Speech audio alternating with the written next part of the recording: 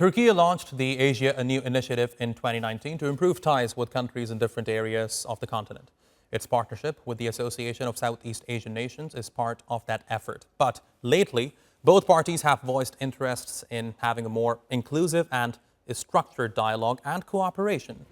Turkey's Foreign Minister Hakan Fidan recently visited Laos for two different ASEAN meetings.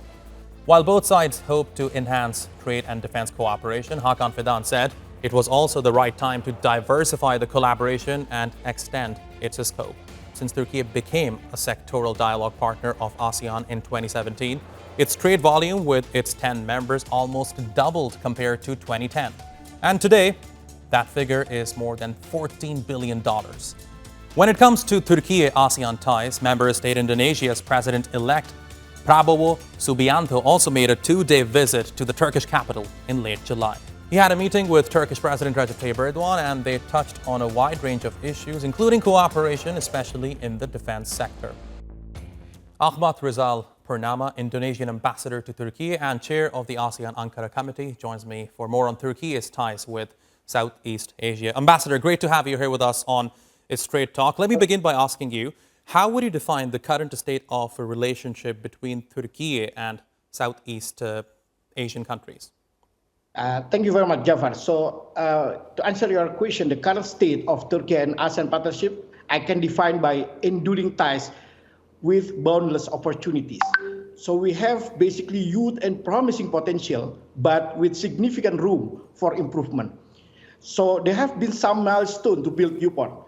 The signing of ASEAN Treaty and amity and cooperation by Turkey back in 2010 and status of Turkey as sectoral dialogue partner back in 2017. But however, our overall level of engagement are still below the youth potential that I mentioned before. So what we need now to instill new paradigm of partnership. Radical step is needed to generate what I call it ASEAN waiver and Turkey waiver among our respective public and businesses.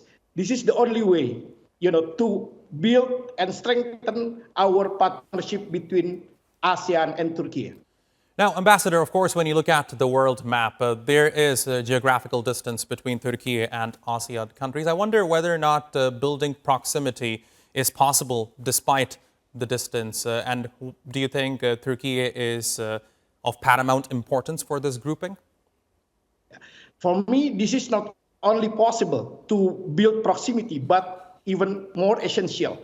The distances is only physical space, Jafar. It can be easily reversed by abundant opportunities and promising future of our partnership.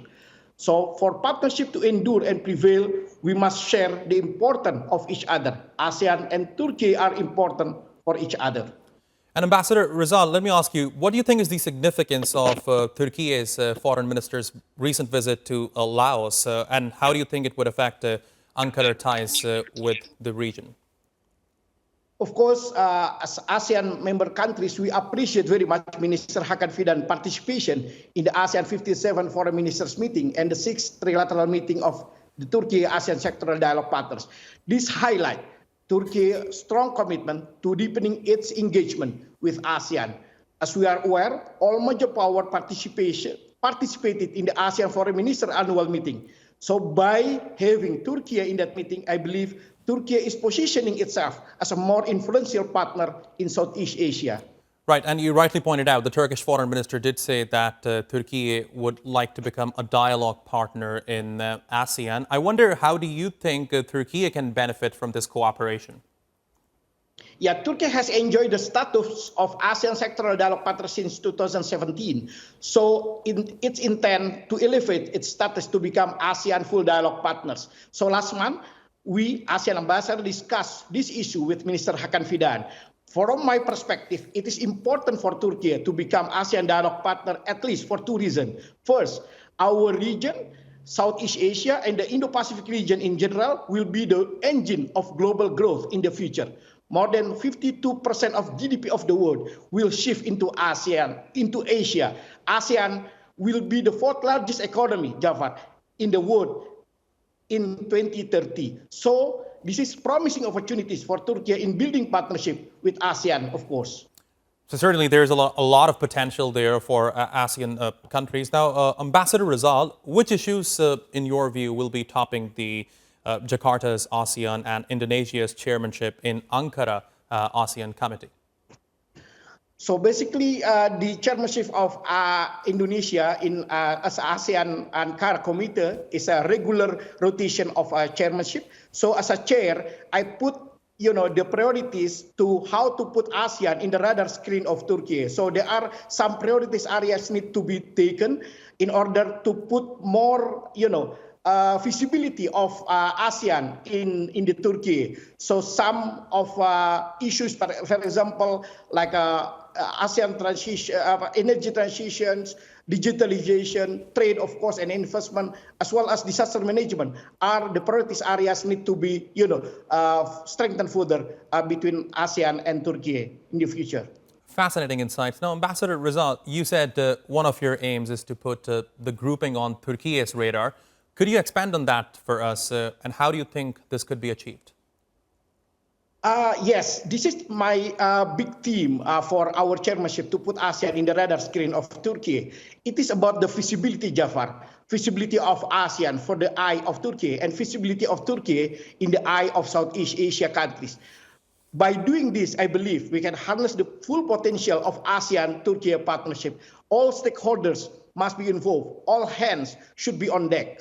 We must create a similar level of enthusiasm and closeness that the African region enjoy with Turkey. With this, I think we need to enhance awareness and understanding of ASEAN's significance among Turkish policymakers, businesses, and general public. That's what the ASEAN in the radar screen of Turkey, Jafar. Ambassador, how could Turkey's dialogue partner status in ASEAN contribute to its bilateral relationship with Southeast Asian countries and Indonesia in particular? Yes, of course. So if we look into the numbers, for example, Jafar, so the numbers of trade between ASEAN and Turkey is still below the potential. It's only 14.6 billion. Nevertheless, it's increased more than twice in the past decade. But in terms of the numbers, still below. It's only 2.3% of the Turkey total trade with the world in 2023. So there is a room of opportunity for both ASEAN and Turkey to enhance and strengthen our partnership, particularly related to what the people can be felt by the people on the ground, particularly on economy. Right. Expand on that for us. What kind of opportunities do you think there is for Turkey and, of course, for Southeast Asian countries when it comes to economy, trade, and finances?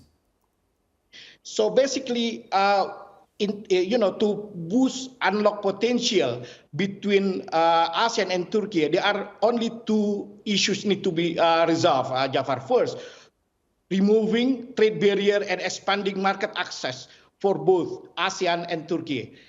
ASEAN has free trade agreement with some major countries like China, Japan, Korea, India, Australia, and New Zealand. But currently, Turkey has only two free trade agreements with two ASEAN countries, Malaysia and Singapore. So by having the FTA with other ASEAN countries, we can unlock the true potential. And the second, Jafar, we need to shift our mindset, particularly business community, and explore beyond their traditional market.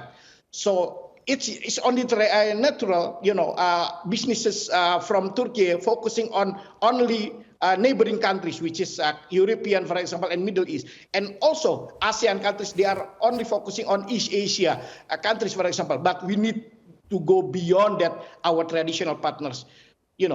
ASEAN businesses should reach out to the Turkey business people, as likewise, Turkish business people should go and reach out to ASEAN business community as well.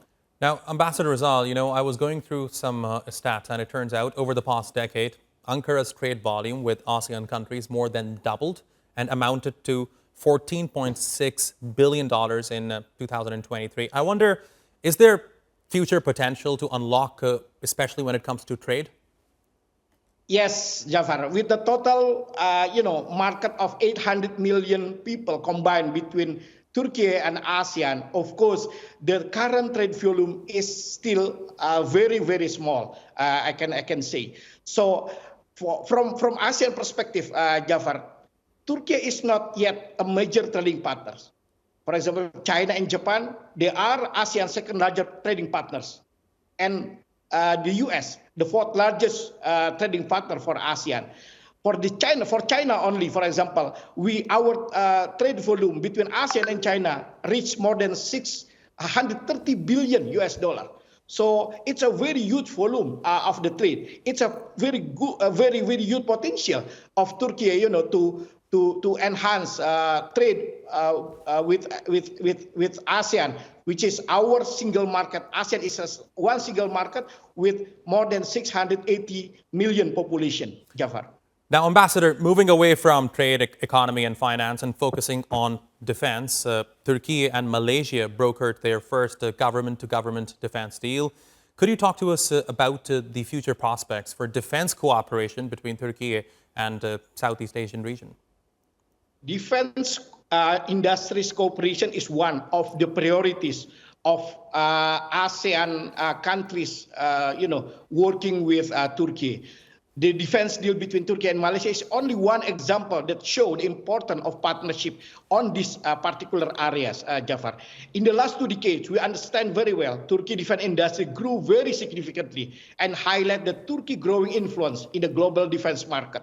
We can witness various milestones in Turkey defense industry, which transformed Turkey into techno nation in terms of defense industry capabilities. At least 7 Turkish companies were listed on the Defense News Top 100 list. So looking ahead, the future prospect for defense cooperation between Turkey and Southeast Asia are very promising. We need to explore possible strategic collaboration, not only to strengthen the capability of defense industry in Southeast Asia, but also to contribute to greater stability and security in our respective region and beyond, Jafar. Ambassador Ahmed Rizal Purnama, thanks very much for joining me today here on Straight Talk. I really appreciate your taking out the time. Thank you very much for having me. Thanks, Jafar.